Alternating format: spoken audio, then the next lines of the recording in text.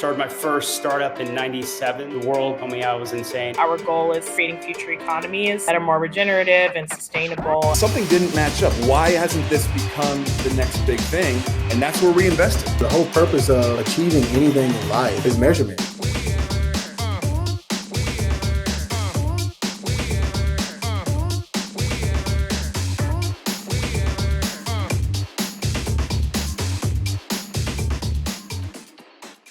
Thank you, everyone, for joining. Right, this is the last sessions before the final keynote of day one. Hopefully, everyone's had a great time here at Summit today on day one. There's been lots of interesting sessions and topics, so hopefully everyone's gotten a lot of value out of it. I'm Manav, Senior Associate here at the Shadow team. We're joined by Ty, Larry, and Barrett. I will let them introduce themselves in just a moment. But I just want to say thanks for hopping on to this final session today. We want to keep it really conversational, so there's no decks or anything to review. If anyone in the audience has any questions or Q&A, please add that to the chat so we can make sure we address those as well. But primarily the topic of conversation today is emerging technologies in the property and built worlds, right? So understanding sort of the trends that we're seeing in technology, which ones are starting to pick up steam, maybe some predictions on technologies that we see coming down the pipe. So that, like I said, it's going to be pretty conversational today. So as the audience, as you guys have any questions or anything like that, please make sure to call it out in the chat so we can start addressing those as well. So with that being said, I'll pass it over for introductions. Barrett, why don't we kick off with you? Sweet. Barrett Newberry, CEO and founder of a company called Lycera. We're a property management software solution for the SMB, multifamily and single family portfolio market. We also do some small hospitality. We all, with everything that we kind of thought about, we just realized that, in looking at trends and looking at emerging, solutions and innovation, we realized that the consumer was going to become a very, very impactful and important player within the rental ecosystem. And, previous solutions hadn't really given a lot of attention to that.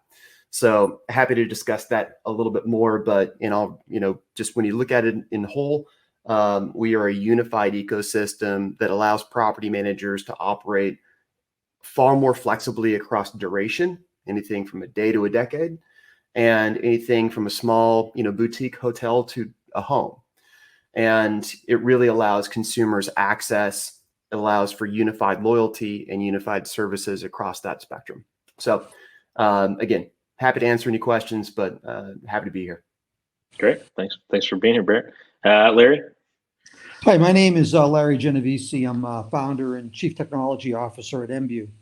And MBU builds a building management system. So the question we ask all of our customers is are you running your building, or is your building running you?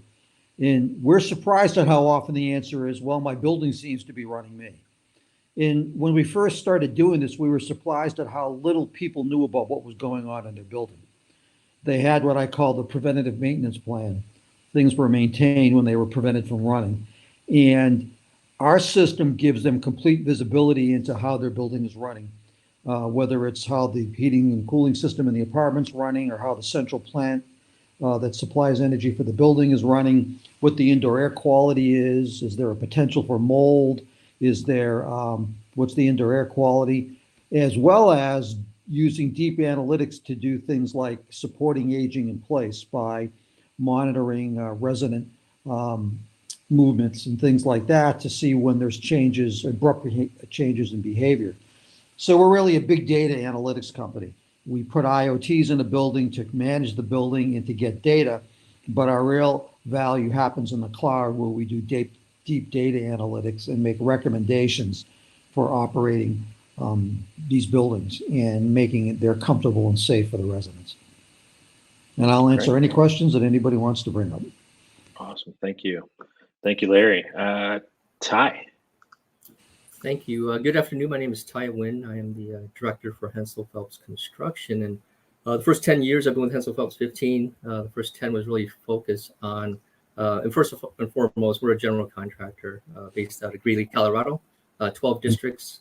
And so it's a lot of diversity in what we do, from critical mission to hospitality to healthcare, a ton of aviation work. So at some point, you've probably flown through one of our job sites and walked through our job sites. So with that, really my role in the last decade is really getting our arms around, initially it was BIM, the evolution has gone to VDC. And if anything, it's really, as VDC within Hansel Phelps, it's really touching on all the aspects of what we do. We do have a project development arm.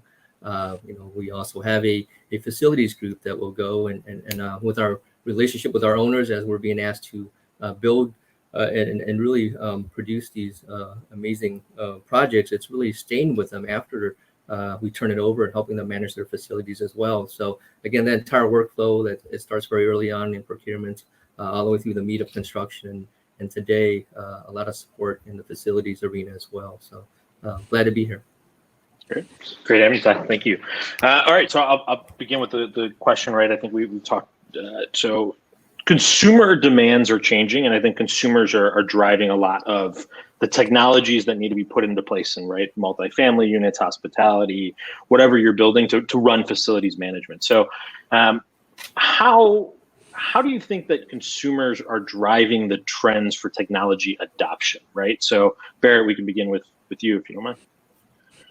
Yeah, absolutely. I've spent a lot of time in this space and really trying to kind of understand what these emerging demographics are more, the higher proclivity to kind of embrace this digital infrastructure, e-commerce, if you will. And, if you look at the statistics and you really realize what's been taking place, it wasn't the pandemic that necessarily moved this along, that started shifting the needle, but it was the pandemic that really caused us to, in real estate, to think more deeply about what that meant to the consumer. So, when you see just the fact that even in 2020, I think 33% of individuals plan on engaging in e-commerce or digital payments and all of that, that if you look at that, we're really going to need to figure out, how to embrace these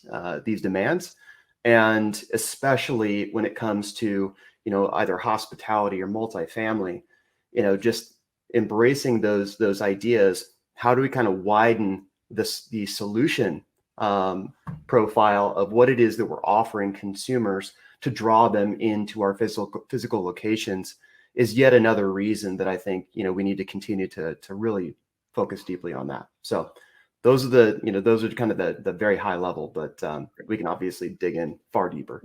Yeah, and so Ty, from a GC perspective, right, your consumer being your customer, right, and them looking at technology, how is that driving the trends that you're looking at to invest in from a GC perspective? Like, is that changing the way that you guys are operating your business? No, absolutely, and I think our owners are getting more progressive every day. I think, in the evolution in the last decade, VDC or BIM was really hot and new. Today, it's more and more becoming standard of care, right? I think when the owners are getting progressive is, they understand that that's just something we're going to deliver. And, I think the means and methods through construction, they're not really that focused on. It's obviously they just want a good product at the end. Really what they're focusing on is really and it starts early. Like we've always tried to pull design in early, right? Getting our trade partners engaged early, planning.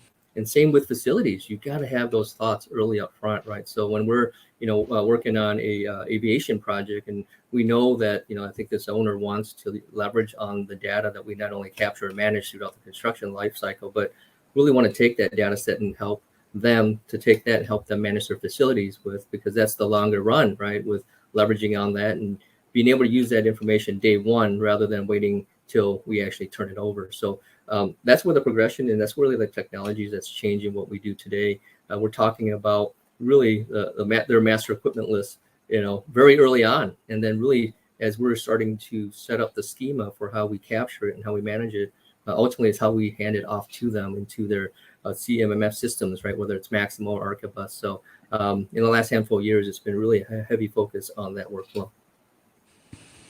Got it. Larry, any thoughts on?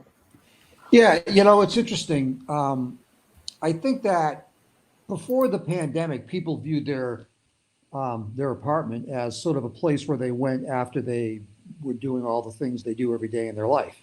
And then all of a sudden their apartment became their life.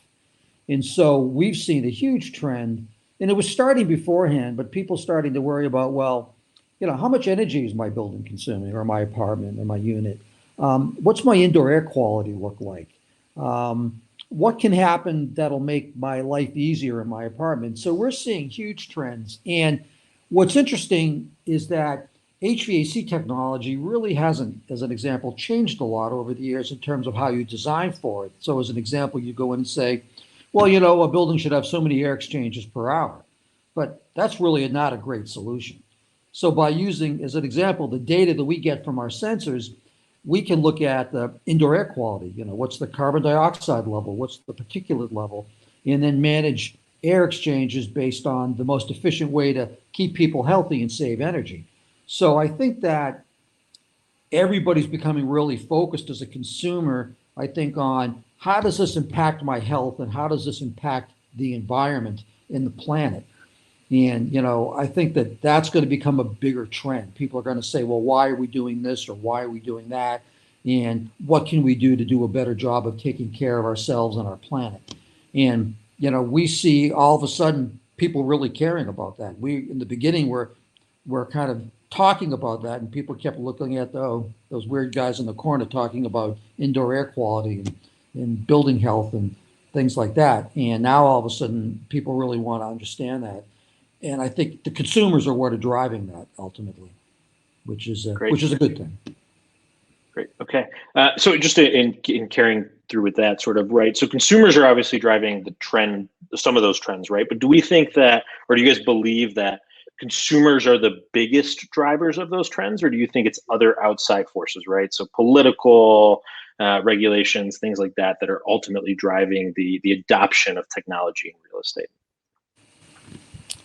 Well, I know with our customer base, we deal with pretty large multifamilies, and so they have people who worry about this. Their biggest problem was they could never get any data. Now that they're getting data, we show them energy consumption. They're stunned at how much energy they consume, how much energy they waste. Or, we had a portfolio where the average indoor humidity in the winter, this is for elderly housing, was 15%, which is dangerous. So I think that the bigger portfolio companies have people that worry about it. Now they're finally getting data. But I think that there's a lot of external pressure. Obviously, on energy efficiency, there's huge external pressure. But COVID drove air quality, concerns. How do you keep the air clean? How do you, keep people healthy? So I think that there's a lot of external trends that are pushing this. And I think the consumers get educated by seeing this, and then they put pressure on the multifamily owners to do things about it. Got it. Do you agree, Barrett? You think that consumers are the ones that ultimately hold the cards to driving the emergence of additional technologies? Somewhat controversial, but I do believe that consumers are going to end up likely the most important aspect of the multifamily space moving forward. They've always been super, super important in hospitality. We've always looked at them as the customer, and how do we please that customer? How do we provide them more service? How do we, once they walk through our doors, and now even before they walk through our doors, how is it that we really please that individual so that they become a return loyal customer? With multifamily, they were unfortunately an afterthought to our investment. And, it was a byproduct of this investment that we had to deal with the consumer, for many years over. But, now that we're moving forward and we realize just how impactful the voice of this consumer en masse can be, I think that it's really important that we start, understanding them. And I'm sure Larry can speak to that, in great detail as well. But, but when you start looking at what these demands are, if we cannot find a unified or omni-channel approach to engaging with these consumers and being able to facilitate certain demands that may be, coming direct to the door, or, that may be surrounding, our properties and our communities, then we are going to miss out, to the competition. So I do believe that, consumers are going to become the most impactful voice moving forward because they have a voice now. Great. Okay. So sort of in that line, right? So I think when we think of consumers, we think of buying behavior changes fast, right? With most consumers, right? Their behaviors change quickly of any of the groups, right? If you think of, governmental or direct, like that type of oversight, that tends to be slower. So I guess what are ways that you guys are tracking the type of technologies or things that are picking up steam, right? So how do you stay on top of that to see emerging technologies and sort of what's picking up steam, right? Everyone likes to use big buzzwords like AI and whatnot, but what are some things that we can do as a group, right, to make sure that we keep a pulse of where the future is actually moving towards? So I'm already on the Larry. soapbox. Sure. Yeah. I can jump in real quick. Yeah, absolutely. Okay. I think that you're getting a little bit inundated with the different types of channels and different things that you're supposed to be listening to, and so I think as had been mentioned before, there's people that are specifically dedicated to listening, and I think that's a very, very new role and something that I think is incredibly important now. But social, the social channels and being able to really define trend and define kind of what it is that the hot topic is of today is becoming more and more important, because keeping up with hot topics is really, really difficult because they happen at a pretty rapid pace today. So I won't steal anybody's thunder, because Larry was very, very pointed in mentioning that these trends happen and they happen very fast. And if you don't see them coming, your planning, your implementation, your strategy around engaging with your communities can really, really get be a miss, if you will. Yeah, I mean, it's interesting because I think that all of a sudden, as I said earlier, people became aware of the environment that they lived in. We see buildings as an example in the city that, talk about being, healthy buildings. And I walk around the outside and I see the air intake for the building next to the loading dock where the delivery trucks idle. So how is that good indoor air quality? So without monitoring, you don't know. And I think that, our platform was built in the beginning around data analytics. And I think that for us, the trend is watching what's going on with the data. And in the technology, I mean, you go back 5 years, monitoring CO2 levels was $1,000 sensor. Now it's a $50 sensor. And that's true across all these things. So we look at those technology trends and say, what will that data do for us? And then we look at the analysis trends and say, how can we apply this to something that makes the building healthier, more energy efficient, or easier to operate? And those trends, I think, tend to be universal. And then you've got I don't want to call them noise, but there are a lot of, for a while, everybody wanted, Ecobee thermostats or Nest thermostats on the wall. Now people don't care so much anymore because they're not all that enamored with thermostats anymore. But that thermostat is very important to the operation of the building. And in fact, in our environment, it is the core of our network. So we have to sometimes ignore the buzz in order to maintain what the goal is, which is a better building. And so it's a kind of a balancing act. So I'm going to give it a little different spin. I think I'm going to put my consumer hat on. And I think both Larry and Baird have been talking about data, and I think it's very important to us as well. And I think the whole kind of touch point on the noise, there's within the construction space today, there's a ton of noise. I mean, we've got more solutions today than I've ever seen, right? And so really having someone listen to and get to that actual signal is very important for us. I think we're in a mode where it's not just picking a solution, but we have to pick one that's strategic, right? How does it fit into the current ecosystem today? How does it work with our legacy systems? And with that, and it touches everything. I think Larry touched on the IoT. We're very keen on that, not only from, I think, managing our equipment, but also our people, right? Understanding leveraging on that same technology for productivity studies, right? It's figuring out where we can create efficiencies in everything we do. From the project development side, I would love to be able to kind of take an address, drop it into a application where it literally will tell me, if it's a healthcare specific project, is it conducive? Do we have the right resources in that area? How are our relationships with our trade partners? Do we have bandwidth within a 100-mile radius? Who do I have that's available that can get on this job if we win it in the next 6 months, right? So that same type of data is, again, being used to surface in different ways. And that's just giving a little perspective of how we would use it from a general contractor perspective. Great. Okay, so I'm taking a little different direction. So, right, I think that obviously we all believe that technology is the future, right? There's lots of great technologies coming out that help provide data and make smarter decisions. But one of the things that we also know is the whole world is getting more technical, right? Not just the property space, not just the built world space, right? But yet not enough college graduates will have the skills to grow, right? Or to address the growing demand in the various industries, right? So the skill sets now that we're talking about, right, is you're deploying IoT sensors and you're taking in big data and you're analyzing that data. So we know that, in general, construction, real estate as a whole is somewhat a little bit slower to innovate than some other industries.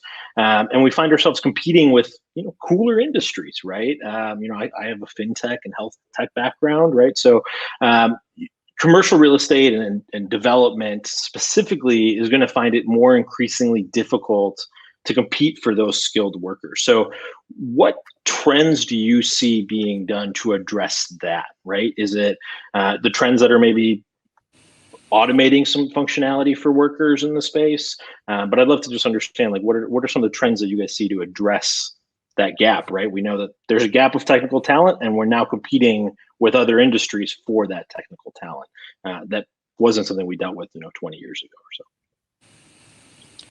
Well, I mean, for us, as because running a startup didn't consume every minute of my life, I'm the executive director of an organization called Work Lab. We're an incubator in Worcester, and Worcester's got a lot of great universities, and so we, in the state has put together great internship programs. So we do everything we can to foster more engineers, more technicians, and I think that that's something that every state needs to do, right? And sometimes it isn't, becoming an engineer. I mean, we require people that have a technical background but aren't doing development. They're doing installations, they're doing implementation, they're doing training. So I think if we need to focus on creating more of those jobs, so you don't have to go to a 4-year engineering school. You can get into a vocational program, learn those skills, and it's going to be applicable across lots of industries where those technical vocational skills will become a lot more relevant. So I think that, obviously we use a high level of automation with our product where, we have technology in the cloud making decisions about building operation and things like that. But at the end of the day, it's still about the feet on the street. It's about installing, maintaining, training, and developing. And so you have to nurture all those channels to get people into the space. And, we have to compete for those people. It's just the reality of life. I think for me, being in software, and our team, we're then competing against everyone, that has a cool software vibe. I mean, we just lost somebody to Apple. I mean, it's just kind of one of those things where completely different industries, yes, there might be an IoT vibe or, something that's going on in the background, but, the reality is we're competing against everybody. And so we're also competing against those salaries as well.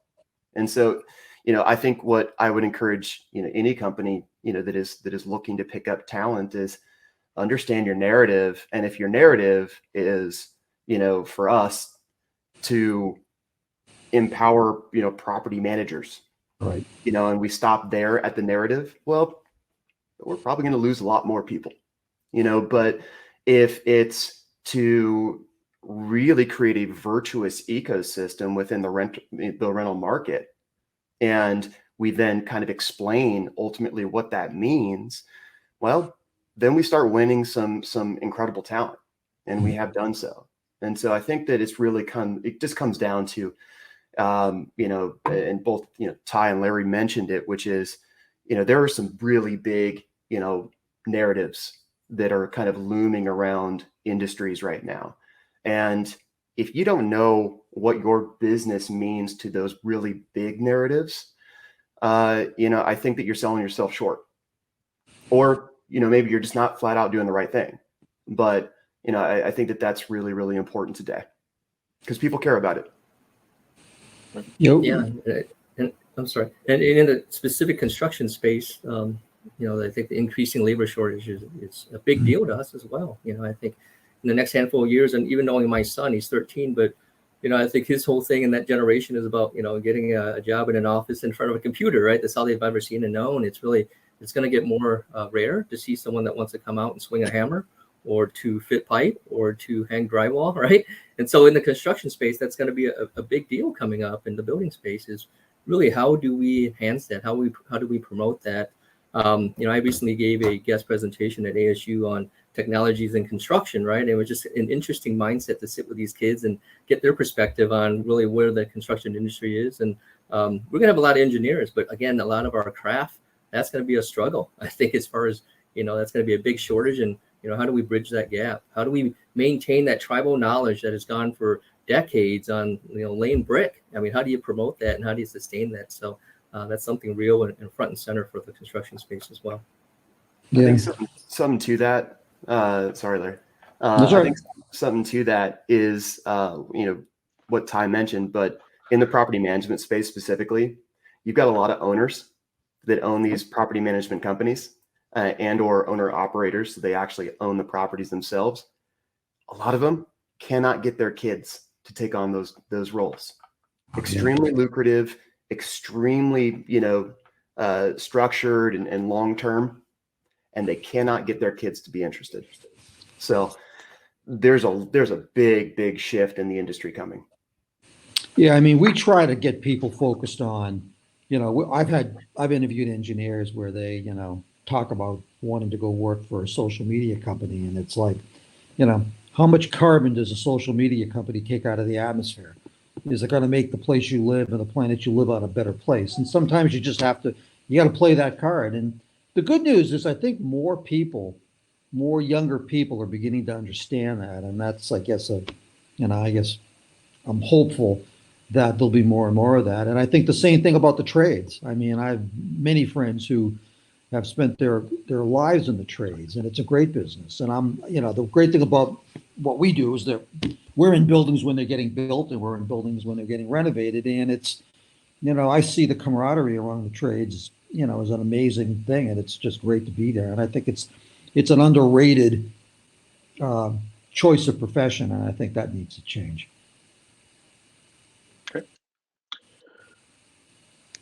So in terms of that, right, we know that obviously there's a gap, right? There's multiple potential ways to address it, right? To promote more vocational type of trainings in schools, right? Like high schools don't do that anymore, right? Like that's been gone, right? When you think of trades and you think of those gaps, do you guys believe though that those gaps will have to be solved by technology in this space, right? So when you think of it, I'm saying, like, do you see robots fully deployed out at the construction site building stuff, right?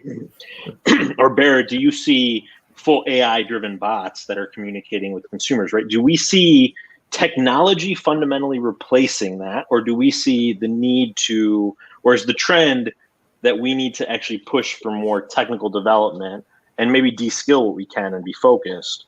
But I guess, where do you guys actually see that line going, right? Where that fork in the road, which path do you guys believe it's going to go down? Right? So do I see in 30 years maybe some fully automated utopia, maybe because I'm a nerd like that, but at the same time, there's always going to be, individuals, as we've seen in AI, that are going to have to continuously train.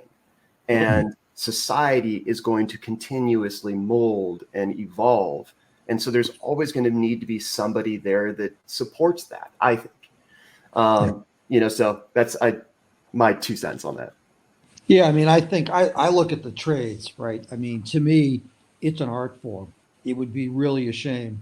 I mean, if you look at a building that where someone has laid 500,000 bricks, and you look at that building and you can't see a single error, I mean, that's an amazing feat, and it would be a shame for those skills and trades to die. But can they be augmented? Absolutely. Can they be made more efficient? Absolutely. But I think that there are many people who, just as some people are born engineers, some people are born into the trades. They have a desire to use their talents and their hands to build, and I think that'll always be here. I hope it will, at least. No, I agree with Larry on all those points. Right? It would be a shame to see that go away. It's such a skilled trade, and but I think robotics. I think it does have a place. I think for us in testing in the last handful of years, it's not going to replace, but it will help augment what Larry said.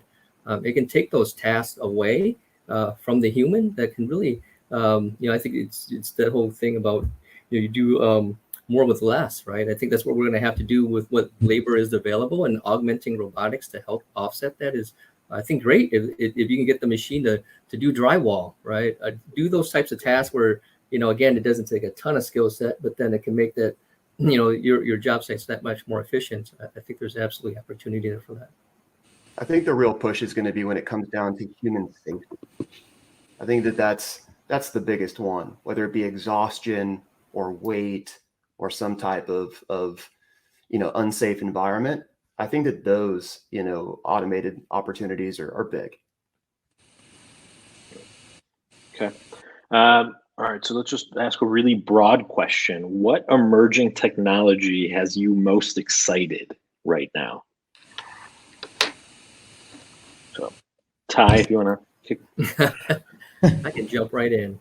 I think for me, and I think really the space that I'm in, and just touching such a spectrum of what we do, it seems like everything that we've talked to on this panel and everything that I've seen recently is energized by AI, machine learning, computer vision, right? All that's driving it. For me, I think it's having those technologies that really drives culture as well, right? And the example that I would use is, I think we have these repetitive tasks that we do on a daily basis at the construction site. Sure, you're going to go through that digital transformation where you take it from paper to now an iPad with a checklist that's automated. But really at that point, you're just checking the box again, right? I think those technologies that will start to engage that end user, right? Let's say, for instance, in your safety program, if you are going to do an observation, right, instead of just going through the motions, it's really these technologies that are starting to kind of understand the engagement of that end user. Is he engaged or she engaged? Is their mind where they need to be when they write that safety observation? If they're doing that, hazard analysis, are they doing to check the box? Or are they truly doing it to make sure that they come home safe to their family that evening, right? That ability to kind of understand how that employee is engaged, and then really use that data to kind of promote that cultural change of getting more engagement, right, with different means and methods of doing so. And I say that as I looked at this project or a product the other day called Edify. It was really mind changing, where really that focus and that ability to look at safety that way as a cultural change, and as a system that really helps the human in that way was really eye opening. Fair. I'll somewhat echo what Ty just said. I think that it's really interesting because we can look at society a little bit differently and how business models engage society. I think in the rental market specifically, we see that technology is giving us new ways of being able to combine different features and different different solutions in a creative way that allows us to identify more value for the end renter. We don't necessarily have to nickel and dime an ecosystem to survive as a software company. And I think that's really, really interesting. We take it, a bit more of a fintech look at the ecosystem and say, well, here are all these transactions taking place. Here's all this value that's being delivered. How is it that we can create a new business model that isn't necessarily going to just simply nickel and dime for every little feature that somebody might use? We can look at it more on a macro scale, and allow for better value to be delivered. So I think that's really, I think what's going to be exciting for us as we continue to kind of look at this ecosystem and how we evolve as a company as well, and how that collides with, consumer demand, and how is it that we kind of break out of these plateaus that all of our industries have been in, given the technologies that we've always used. And so that's what's really fascinating to me. Larry, thoughts? So I think, I've been developing technology my whole life. And so I've seen lots of trends. I've seen lots of trends start that actually are starting for the third or fourth time. But I look at this, I look at what we can do. And I think to myself, there's so much that we don't know, right? I mean, you go back 5 years ago, people weren't really thinking about indoor air quality. And I'm constantly stunned at what's inside of buildings, whether it's outside pollution getting in or it's outgassing of construction materials.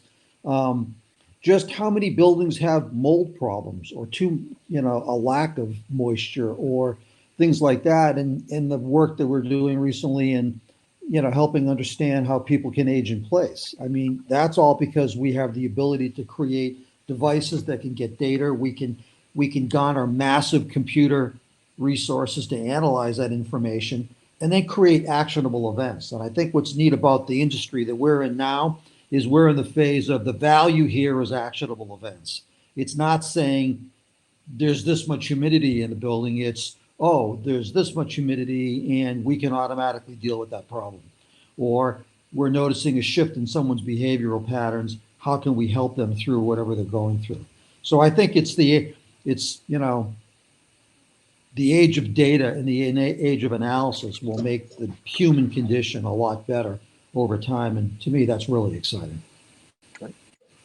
Okay. So when I think of trends, right, I think that technology is driving a lot of trends, obviously, but I think one of the trends that is this space doesn't consider or hasn't considered traditionally a lot is the threat of cybersecurity, right? As you become more technologically advanced properties, right? As you deploy more technology in your businesses, there's a renewed focus on sort of that cybersecurity threat and other things that may go along with the deployment of additional technologies, right? So do you guys agree with that assessment? And then B, do you think it's the responsibility of technology providers, right? So Larry yourself or Barrett yourself, to provide some of that education to your customers so that they understand, right?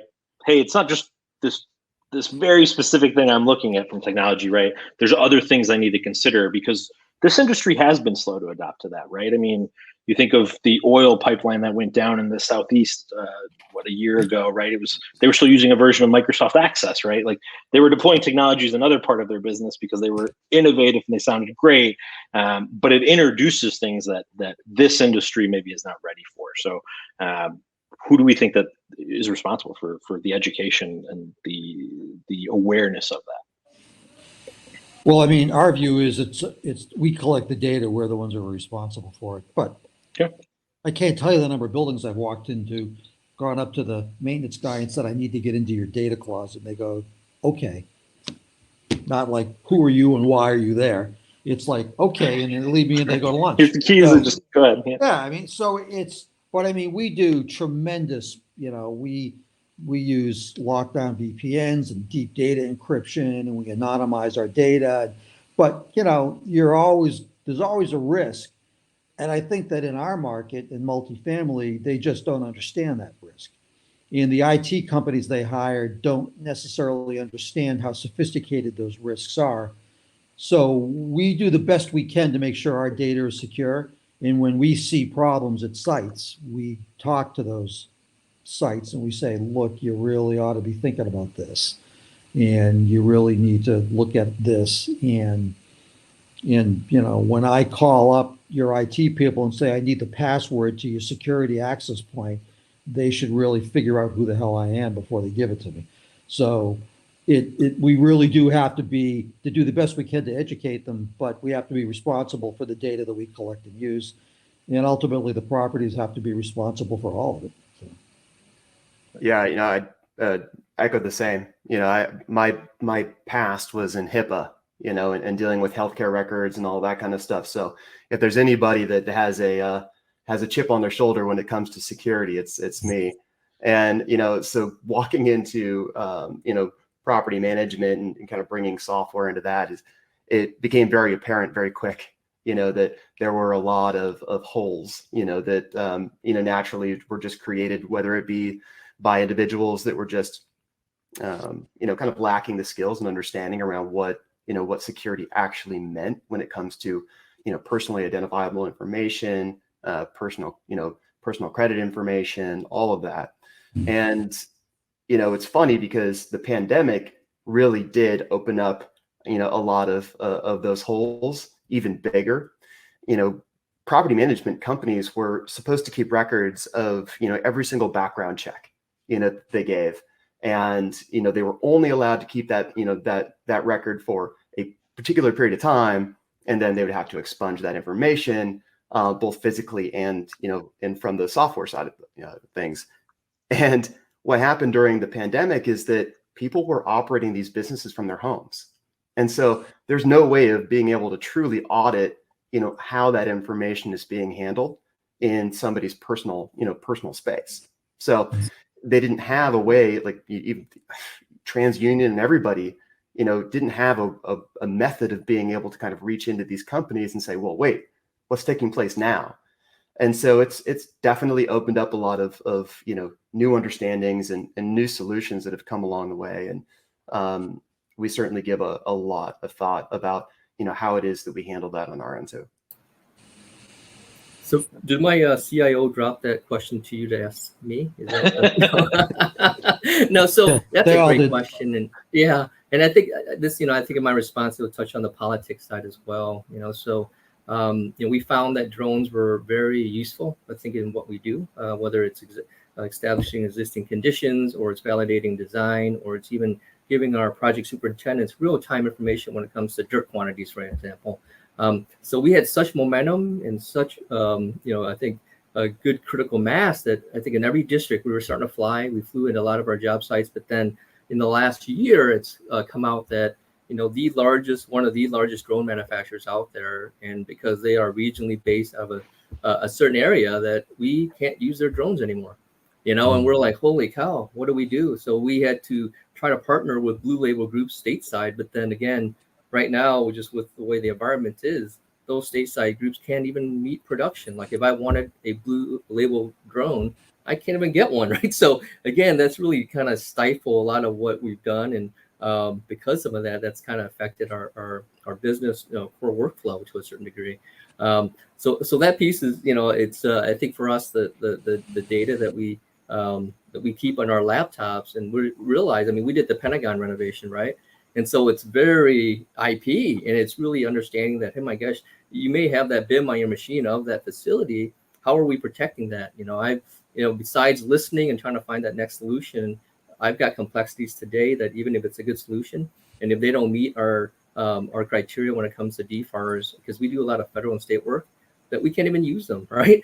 Depending on where they're hosted, I may not even be able to use that technology because it's hosted at one data center facility versus the other. So the complexities that it causes today and how we select our technologies, that plays a huge role in what we select and what we go enterprise with. Right. Okay. Okay. No, that was helpful. Thanks.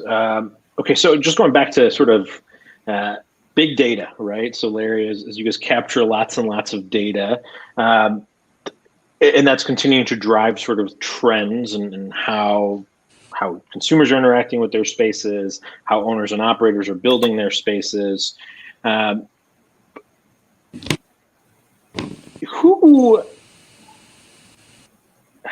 trying to think of how to word this correctly.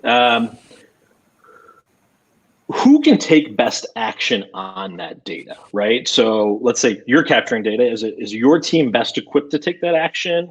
Are real estate owners and developers or contractors and developers, are they sophisticated enough to take action on that data? Or do we see different trends of big data still not being adopted enough, right? Like I've yet to see a an actual property management company set up something like Yellowfin or a strong BI tool and do something with their data. They all like to talk about it, but I have yet to see any of them take action on that, right? So, and we've talked about data being a trend that's captured, but do we actually think that that will change the course of direction for the building construction space? Does that make sense? Do like the investment in technologies that drive data, are we actually capitalizing on that?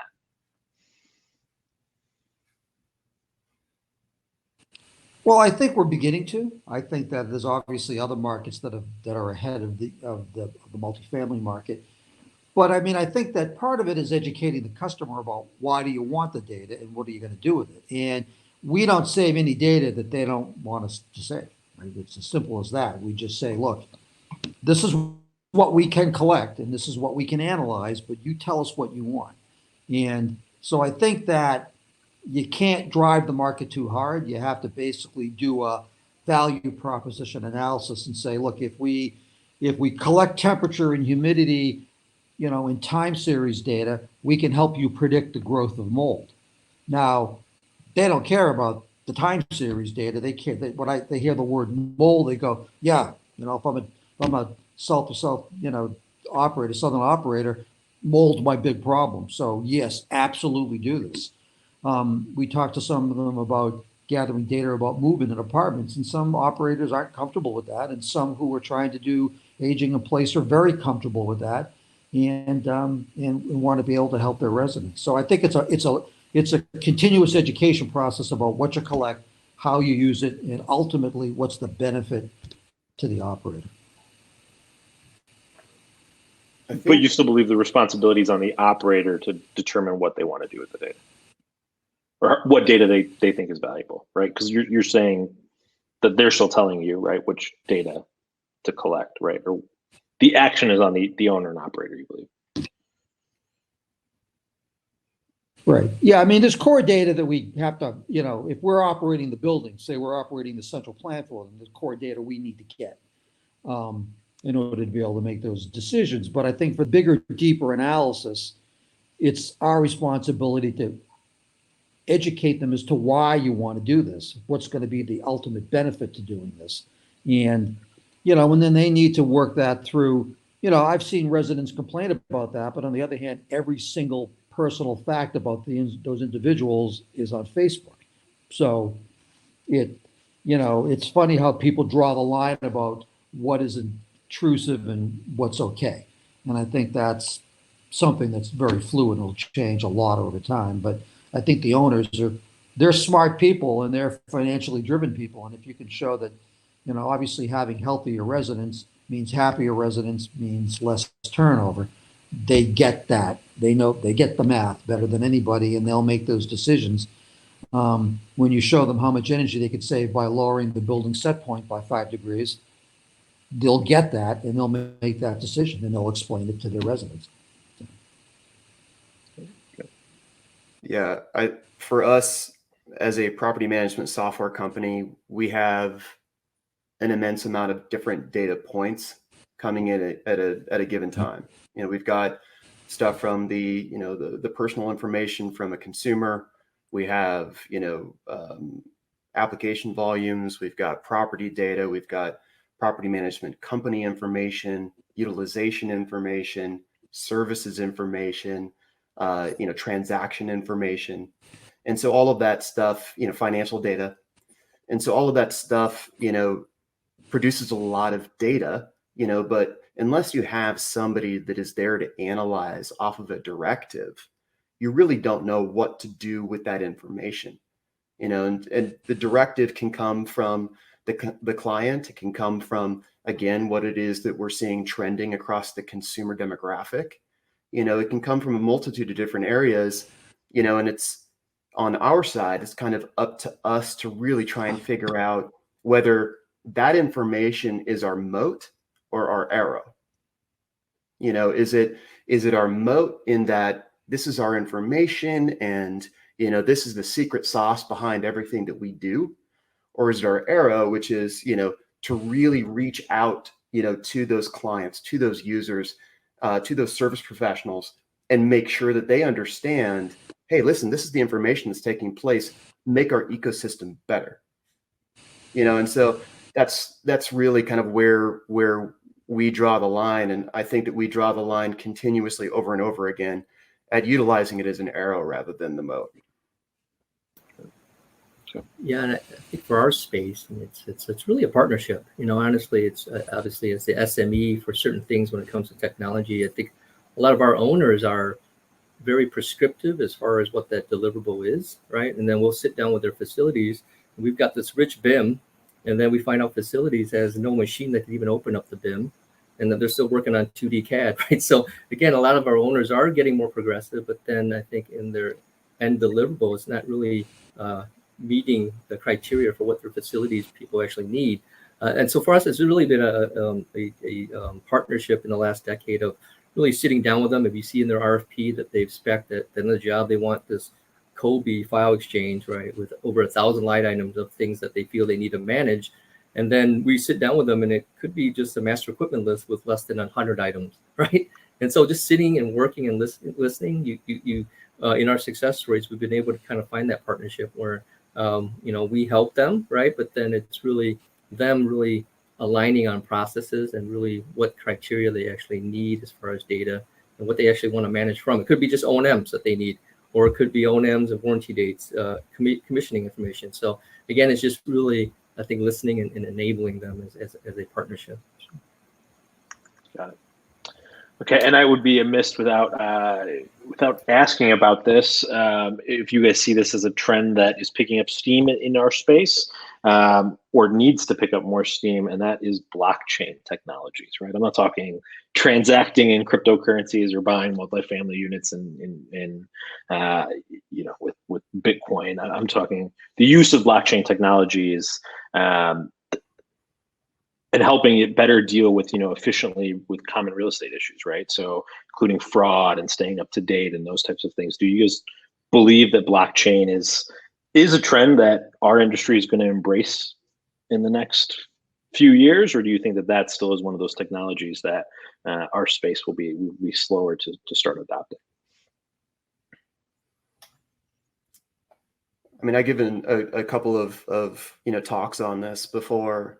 And I'm a big advocate of blockchain, but I'll preface it with, we decided not to utilize blockchain because the solutions out there, there are existing solutions given the technology that we have today that don't require us to, spend the amount of money that it would take to innovate through through blockchain technology to create a parallel solution. Okay. There are other things right now that we do, that we could effectively do with existing technology today. However, do I think that there's an immense number of digitizing physical assets and all the kind of stuff that you had mentioned prior that we're going to stay away from? That I think there's some really, really cool opportunities there when it comes to title, when it comes to mortgage, when it comes to that kind of stuff. I think there's escrow. I think that there's huge opportunities for efficiency and for reduction in cost that are going to, really change industries. But in the short term, you think there's other parallel paths that make more sense right now for this and for us to pursue in sort of the build tech and property tech space? I believe so. Yeah, fair. Okay, we only have a few minutes left, and I want to be respectful of everyone's time. Nick just said that he loved your answer, Barrett, and he agrees. But I don't see any other questions or anything like that come in. So I will, and it looks like we lost Larry.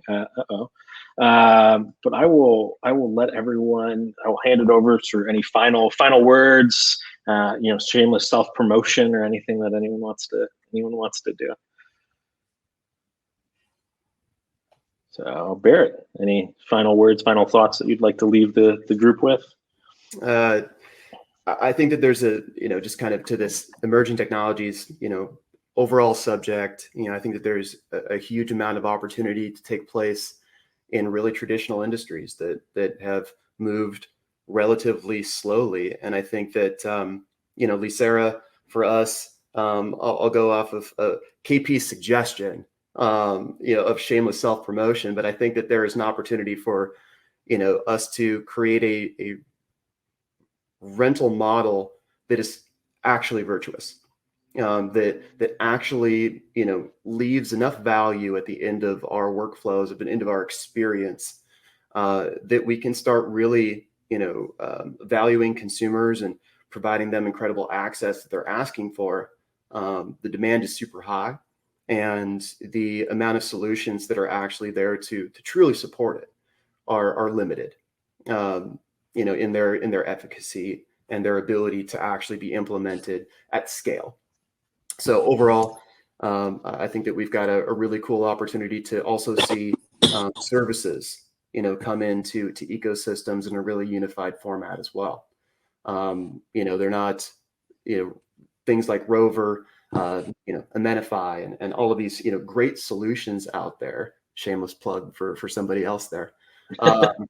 I think that there's a big opportunity to really see truly unified solutions, that doesn't demand that a consumer have multiple different apps on their phone.